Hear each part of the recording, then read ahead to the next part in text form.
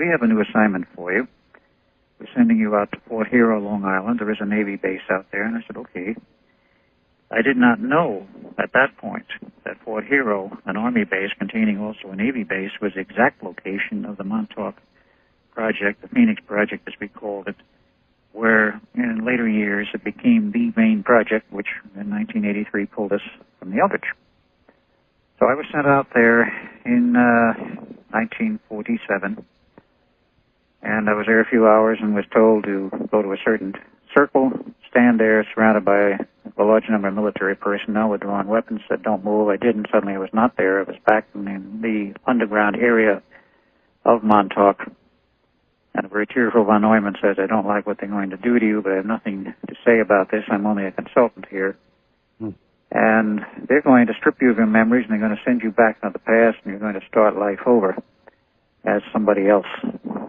So they did, to make a long story short, strip me of all my memories, and by means of age regression techniques, which the government has, they can physically regress the age of a person, anyone they so choose, to make them much older person much younger, like a 65-year-old person can be made equivalent to 25 physically without losing any of their memory or capabilities.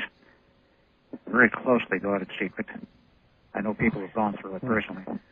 And Al, I want to stop you for just a second because I want to ask you a question. Sure. What do you say to people? I mean, you sound lucid to me, Al, but there are people who will listen to this story and they will say, you were really a candidate for the Philadelphia loony bin. And what do you say to these people? Well, I can say is do your own research. If you don't believe me, that's your choice. I mean, I can't force anyone to believe the story. I know it's certain aspects of it are very difficult to accept, but there are people who know of these aspects of the experiment, namely the age regression research that was done from 1947 approximately onward at a research institute in Miami, Florida, which Howard Hughes himself bought. Age regression. You mean psychological age research, which led to age regression. You mean psychological regression? No, they were doing physical age regression. They were concerned with the physical aging of the body and how to stop the aging process and, if possible, reverse it. Wow. After several decades, they came up with some workable systems and finally were able to do a full age regression, taking a person back up to 40 years off of their age physically, make them young again. And they held as special people in the government. They didn't want to leave service because they were much too valuable. And that's a long story in itself. What about Einstein? Surely they would have taken him back. The equipment was not functional at that time. He died in 1955, and the research was not completed to a workable state until the late 60s or early 70s. Good point. Okay. Okay, they decided to do one better with me. They were going to take me back and shrink me down to a young kid at the age of about 1 after stripping me of all memories and then plug me in another family, and that's how I became a Bielik. I was transported backward through time because at Montauk they could send you any place they wanted. Somehow they prepared it. How, I don't know. All right, if they stripped you of your memories, Al, how do you know everything that you've told us? Because no matter what techniques are used to remove memory, other than brain surgery itself, they had to keep me alive for various reasons. I'll go into that later. And they had to keep Duncan alive for various reasons. He was given a new body and was sent back into a period, 1963, when he assumed the new body, which was already 12 years old.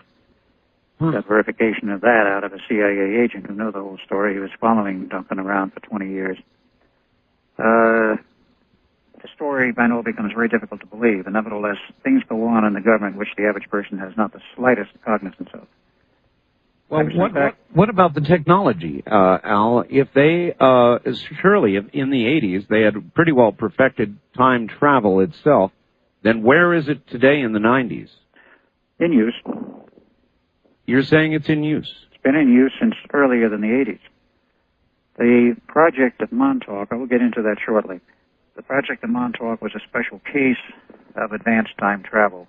Time travel per se was discovered and actually functional in 1944, both in the United States and in Germany. The Germans had a system earlier than 44, which they were using. And there is some documentation on that, but not very much. But they were working on it also, and I might also add they were working on their own project Invisibility involving submarines, and they had one disaster after another, and they abandoned it also.